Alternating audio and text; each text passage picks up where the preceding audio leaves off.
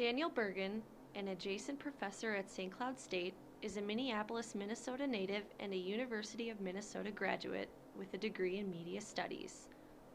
A senior producer at Twin Cities Public Television, the Emmy Award winner featured one of his films in recognition of Black History Month on St. Cloud State's campus. The featured film was North Star, Minnesota's Black Pioneers. The most profound part of the documentary was the Duluth lynchings that occurred in 1920. One of the most important but challenging stories in the documentary, and that's the story of the lynching in Duluth in 1920. So an important story to tell, and I was fully ready to deal with the history and the difficult images and challenging reality that was that episode in our history. But what I didn't expect was that the story would include the creation of this memorial to the victims of that lynching, and getting to know the people the committee who created that memorial, and learning from them, as I did when I met with them initially, to kind of talk about, should we tell this story of today while we're looking at this past. A couple of the groups pulled me aside and said, and this was a largely white group with a lot of diversity as well, but they said, there were 3 black men in Duluth on that night. There were 10,000 white folks. This is our history. You know, just really powerful and important, kind of owning of history. So that really was powerful and profound. And so I was really affected by that group and their work. And I think you see that, I hope, in the storytelling, that it really meant a lot to me what they were doing, and I wanted to kind of do it justice in the telling. So that was powerful.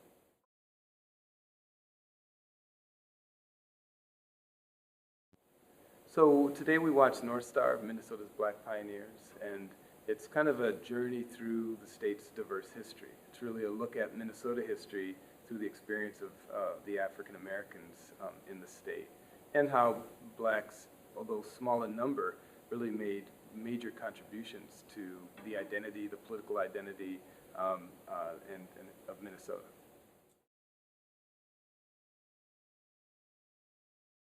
Also, just knowing the need as the state's community continues to grow more diverse, knowing that our classrooms have a need to, and our youth have a need to understand the diverse past of the state. And that helps us kind of be the diverse state we are today and in the future. So as you saw in one story in rural Minnesota, a place called Fergus Falls, there was, over a century ago, it was one of the biggest black populations in the state.